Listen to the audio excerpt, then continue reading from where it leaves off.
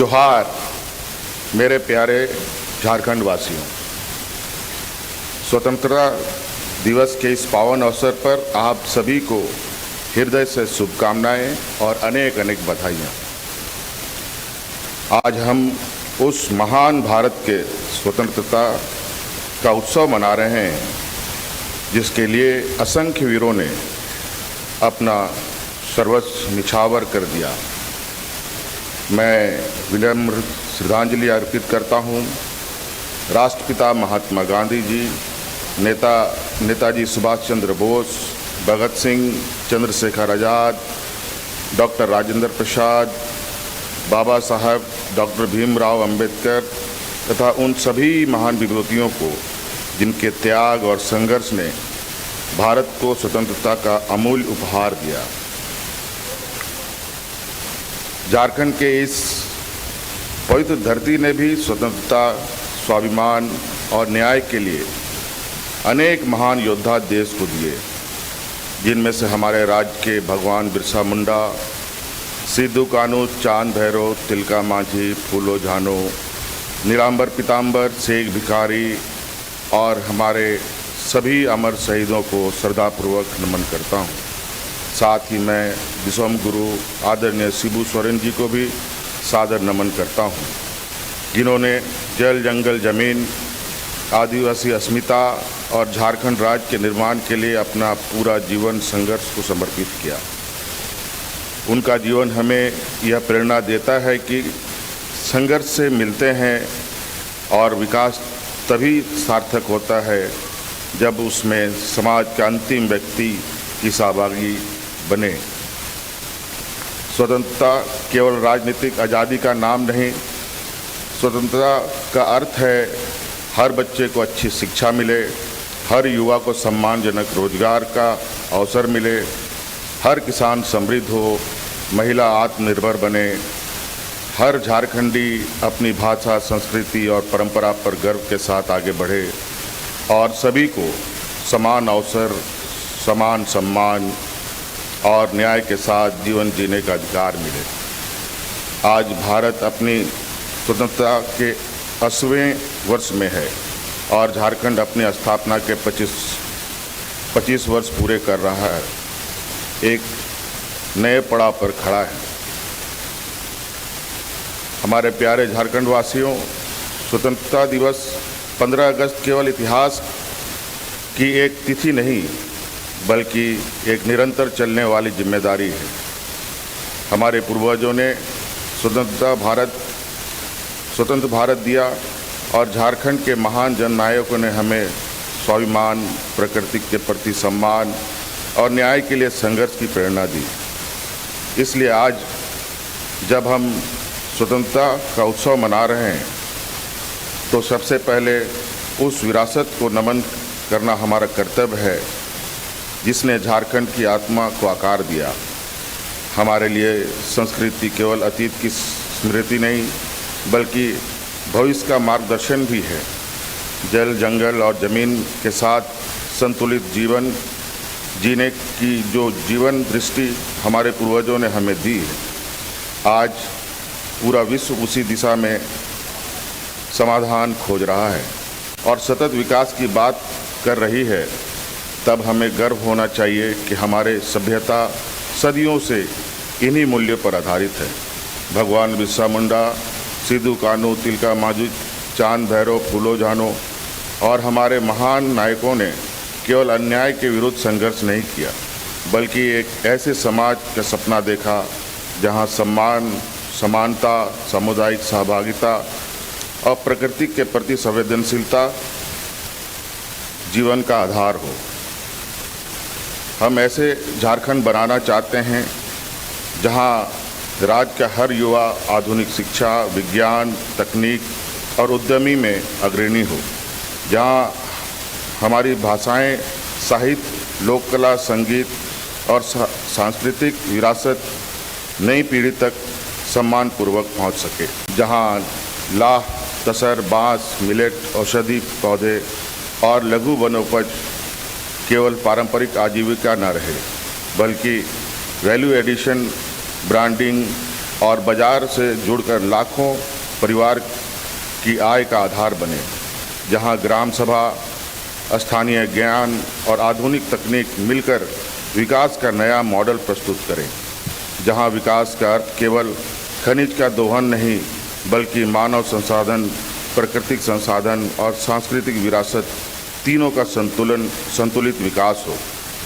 झारखंड केवल भारत का एक राज्य नहीं, यह भारत के आदिवासी चेतना का केंद्र है और हमारा प्रयास है कि झारखंड की पहचान केवल खनिज संपदा से नहीं बल्कि पारंपरिक ज्ञान, सांस्कृतिक समृद्धि, प्राकृतिक संसाधनों के सतत उपयोग और सामाजिक न्याय पर आधारित विकास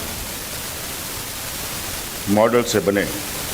मुझे विश्वास है कि आने वाले वर्षों में झारखंड पूरे देश को यह दिखाएगा कि विकास और प्राकृतिक, आधुनिकता और परंपरा, उद्योग और पर्यावरण के बीच टकराव नहीं बल्कि संतुलन स्थापित किया जा सकता है।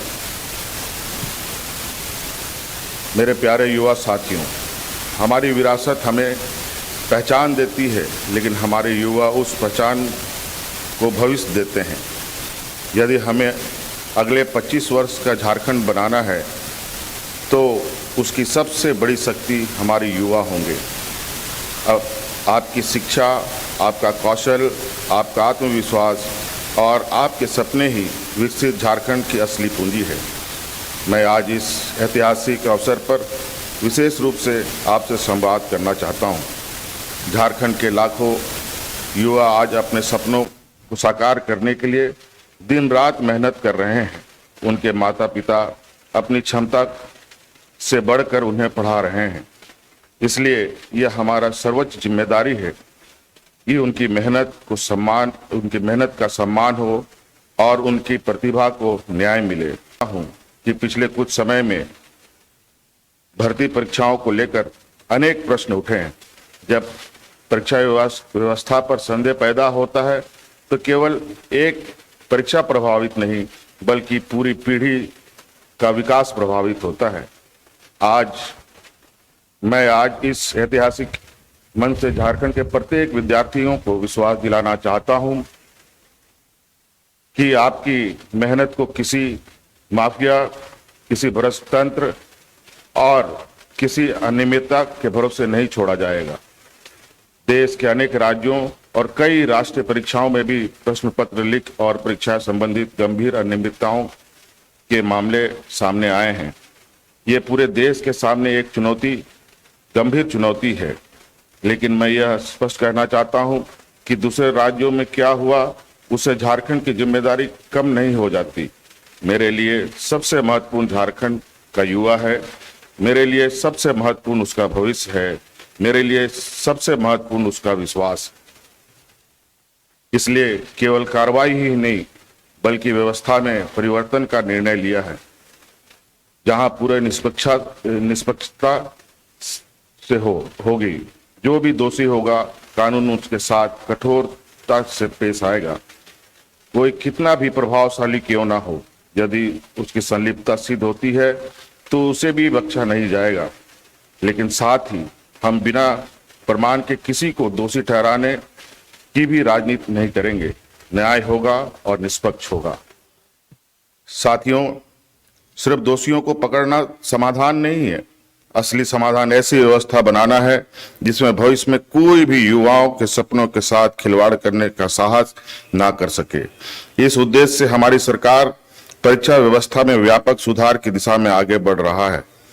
हमारा लक्ष्य है समयबद्ध वार्षिक परीक्षा कैलेंडर, पारदर्शी और तकनीकी सुरक्षा परीक्षा प्रणाली, उत्तर कुंजी एवं OMR की समयबद्ध उपलब्धता, परीक्षा प्रक्रिया में बहुस्तरीय जवाबदेही और ऐसी व्यवस्था जिसमें पारदर्शिता, अपवाद नहीं बल्कि नियम हो।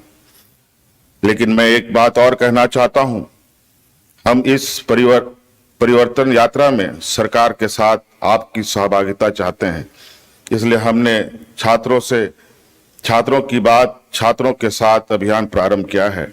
मैं चाहता हूं कि झारखंड का प्रत्येक विद्यार्थी, प्रत्येक शिक्षक, प्रत्येक शिक्षाविद और प्रत्येक अभिभावक परीक्षा सुधार के इस अभियान का सहभागी बने। हम अपने आपके सुझाव सुनेंगे, विशेषज्ञों के साथ उनका अध्ययन करेंगे और जहां संभव होगा उन्हें नियमों एवं संवैधानिक प्रावधानों के अनुरूप लागू करेंगे,